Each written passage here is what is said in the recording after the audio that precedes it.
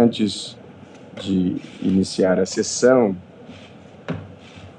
porque o tema tem sido debatido na imprensa e nas redes sociais, eu me permito dizer algumas breves palavras a propósito do debate que está em curso na sociedade e na imprensa. Na vida, às vezes, existem tempestades reais e, às vezes, existem tempestades fictícias. Acho que nós estamos diante de uma delas. Muito breve e objetivamente, eu gostaria de registrar o seguinte a propósito das discussões que têm sido travadas de ontem para hoje. Em primeiro lugar, todas as informações que foram solicitadas pelo Supremo Tribunal Federal e pelo relator dos inquéritos, o ministro Alexandre de Moraes, referiam-se a pessoas que já estavam sendo investigadas e, portanto, o inquérito que já estava aberto perante o Supremo Tribunal Federal. Informações voltadas à obtenção de dados diante da denúncia de reiteração das condutas de desinformação e de circulação de ataques à democracia e de discursos de ódio. Portanto, em nenhuma hipótese e em nenhum caso houve fishing expedition dirigida personalizadamente a qualquer pessoa de maneira aleatória.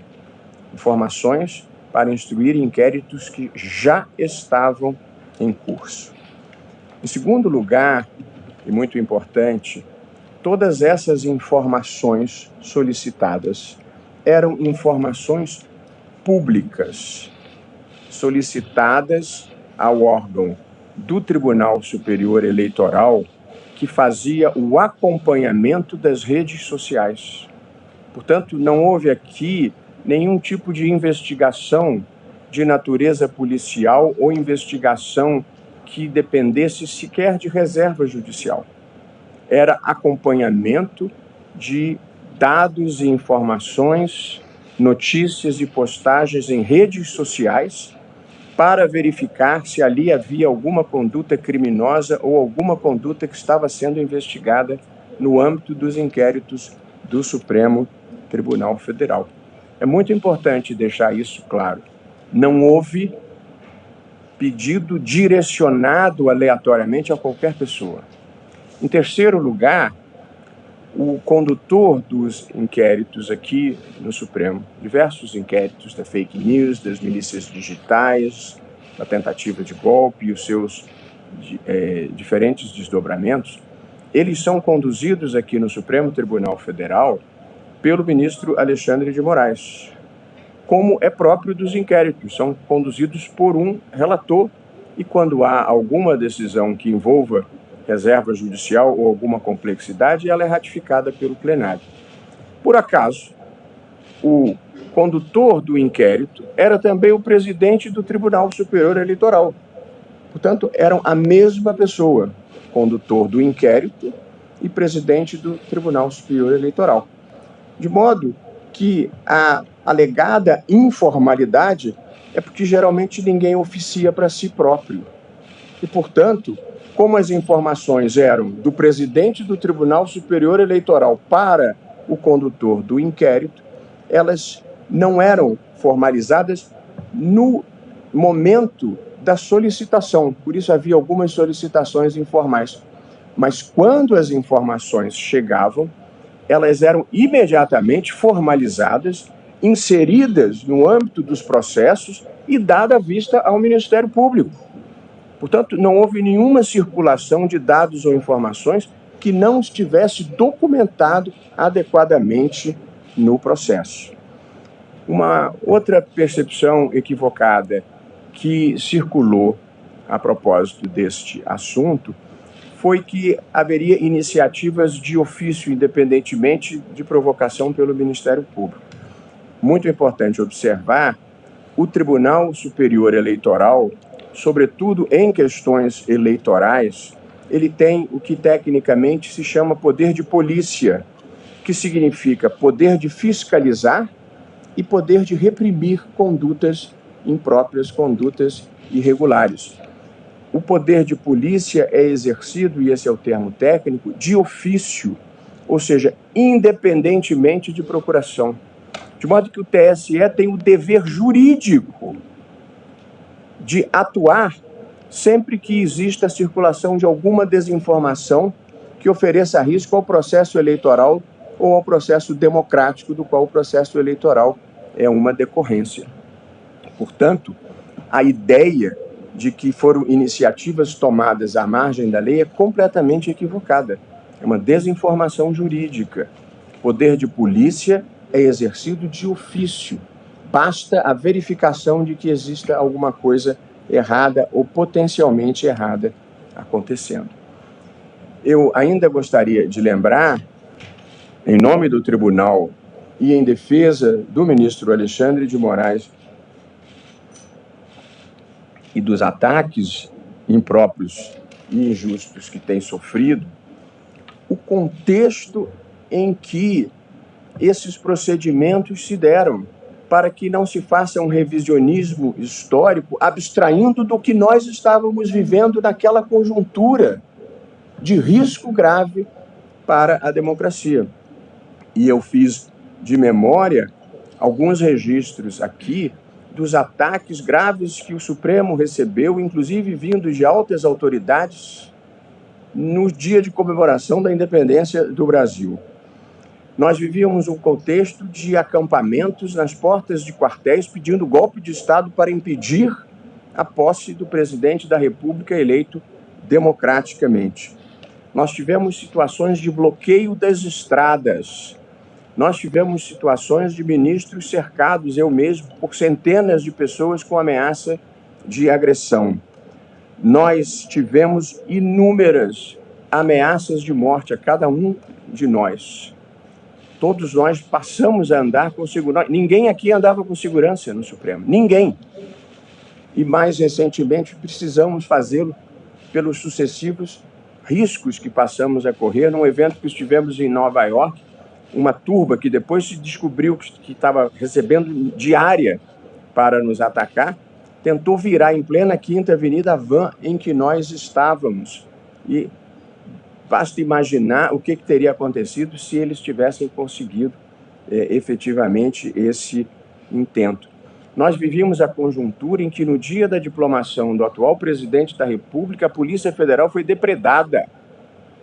Nós tivemos, nesse mesmo período, uma bomba que foi descoberta e desarmada antes de explodir no aeroporto de Brasília.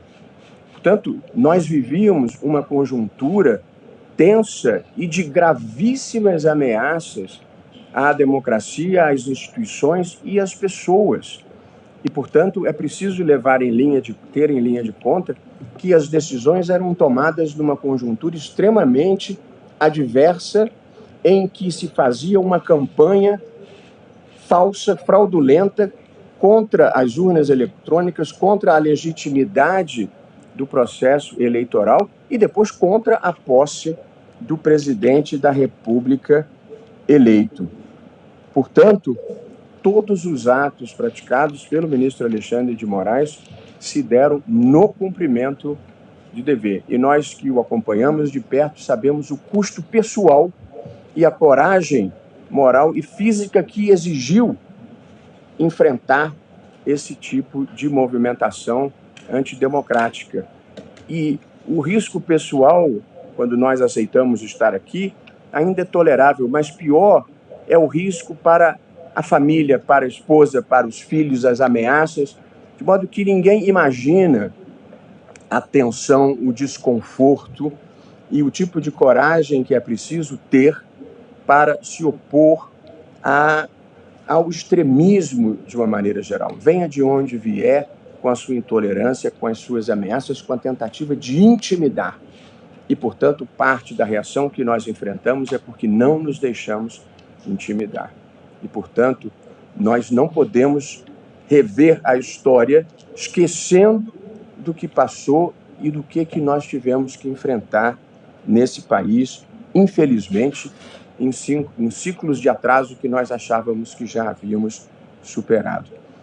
E respeitando o papel da comunicação social, porque nós não temos nada a esconder, tudo aqui é transparente e, portanto, a preocupação não é o tipo de notícia que vem à luz do dia, porque ninguém aqui tem nada a esconder, e o papel da imprensa é divulgar mesmo a notícia que parece interessante para o público. Mas as interpretações equivocadas e as narrativas inverazes, essas nós precisamos enfrentar. Portanto, a nossa dificuldade não é com a divulgação de nenhuma informação. Isso não nos preocupa. Mas as interpretações erradas, essas nós precisamos desfazer, e essa é a única razão pela qual eu estou tratando desse assunto. E todos nós precisamos refletir seriamente a quem aproveita a construção de uma narrativa que procura descredibilizar quem impediu que aquelas forças prevalecessem no Brasil naquele momento histórico, trágico e muito difícil. O Supremo Tribunal Federal, como toda instituição humana, é passível de crítica e de divergência, e ninguém aqui se acha imune a visões críticas. Faz parte da vida. Numa democracia, a verdade não tem dono, ninguém tem um monopólio da virtude. Portanto, não é uma questão de ter crítica ou de divergir de decisões do Supremo. Nós decidimos as questões mais divisivas da sociedade brasileira. E, portanto, faz parte do nosso papel, ao interpretar a Constituição, com muita frequência, desagradar setores importantes da sociedade. Às vezes ao governo, às vezes à sociedade civil, às vezes aos ambientalistas, às vezes ao agronegócio, às vezes aos indígenas. A gente está sempre sujeito a desagradar algum segmento, e numa democracia todo mundo tem o direito de vocalizar a sua insatisfação, e nós convivemos muito bem com isso. Porém, nós somos comprometidos com a Constituição, nós somos comprometidos com a busca da verdade possível numa sociedade plural, nós somos comprometidos com a democracia e comprometidos com fazer um país melhor e maior. É para isso que todos nós estamos aqui. Nossos compromissos são com o Brasil. Nós não temos lado. O nosso lado é o Brasil, a democracia e a proteção dos direitos fundamentais. Portanto, não somos imunes a críticas, mas ninguém suponha, em algum momento, que esses não sejam os nossos compromissos. E, portanto, queria prestar esses esclarecimentos de fato, que considero muito importantes, e, de novo, para tudo nós temos uma explicação legítima do que é feito aqui. Nada é feito nas sombras, nada é feito na surdina, tudo é feito para cumprir a Constituição, as leis e para o bem do Brasil. E, por evidente, alguém pode pensar que o bem esteja em um lugar diferente, porque assim é próprio da democracia e das sociedades abertas.